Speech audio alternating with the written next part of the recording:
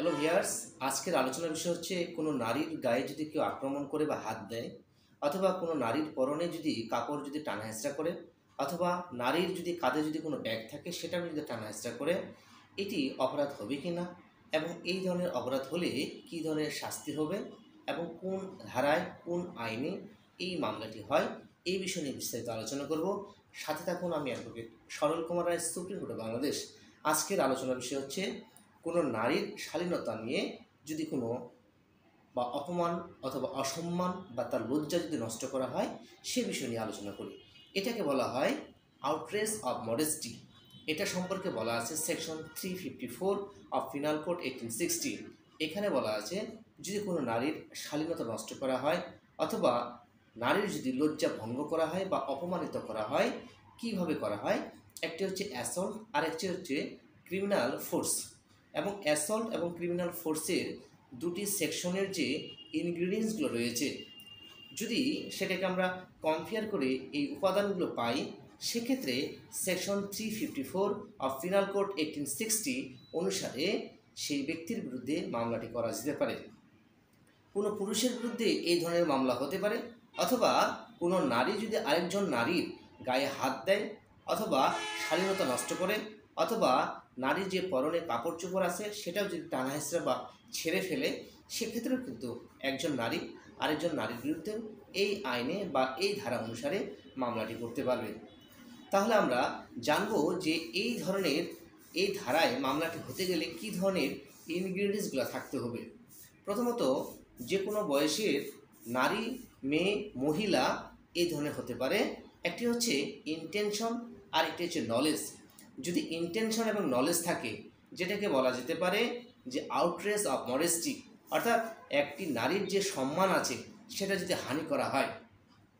প্রথমত বলা আছে যে এটির যে ট্রায়াল বা বিচার হবে এটি ম্যাজিস্ট্রেট আদালতে হবে, এবং এই ধরনের অপরাধের ক্ষেত্রে শাস্তি হবে 2 বছর জরিমানা, এবং এটি কগনাইজেবল এবং বেইলেবল।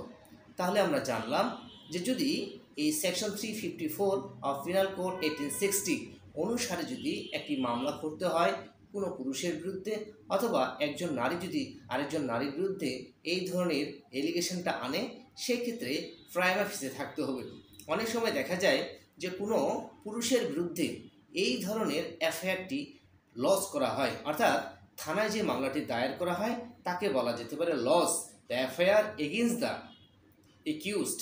যদি একিউজড হয় পার্সন অর্থাৎ ব্যক্তি, সেক্ষেত্রে দেখতে হবে যে এই যে মামলাটি হয়েছে এই মহিলা সেই ব্যক্তির বিরুদ্ধে বা পুরুষের বিরুদ্ধে মামলাটি মিথ্যাভাবে অথবা তাকে হ্যারেস করার জন্য করেছে কিনা।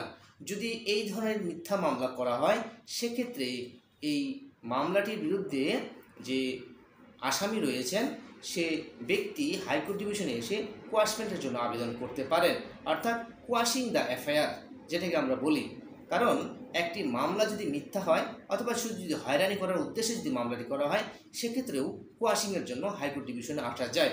তো আজকে আমরা আলোচনা করলাম যে যদি সেকশন 354 অফ পিনাল কোড 1860, যাকে বলা যেতে পারে আউটরেজ অফ মডেস্টি, অর্থাৎ একটি কোনো নারীর গায়ে হাত দেওয়া, যাকে অ্যাসল্ট এবং ক্রিমিনাল ফোর্স যদি থাকে, সেই ক্ষেত্রে কোনো নারীর যে পরনে কাপড় আছে সেটাকে যদি টানা হেঁচড়া করা হয়, তাকে লজ্জিত করা হয়, অপমানিত করা হয়, সেক্ষেত্রে এই ধারা অনুসারে পিনাল কোডের অপরাধটি সংগঠিত হয় এবং এলিগেশনটা এনে মামলা করা যাবে। তো এই ছিল আমাদের আজকের আলোচনার বিষয়। আশা করি ভিডিওটি ভালো লেগেছে। যদি ভিডিওটি ভালো লাগে তাহলে অবশ্যই আপনারা কমেন্টস করে জানাতে পারেন এবং কি চ্যানেলটিকে সাবস্ক্রাইব করতে পারেন। তো আজ এ পর্যন্তই, পরবর্তী ভিন্ন কোনো টপিক নিয়ে আসবো। ভালো থাকবেন, নমস্কার।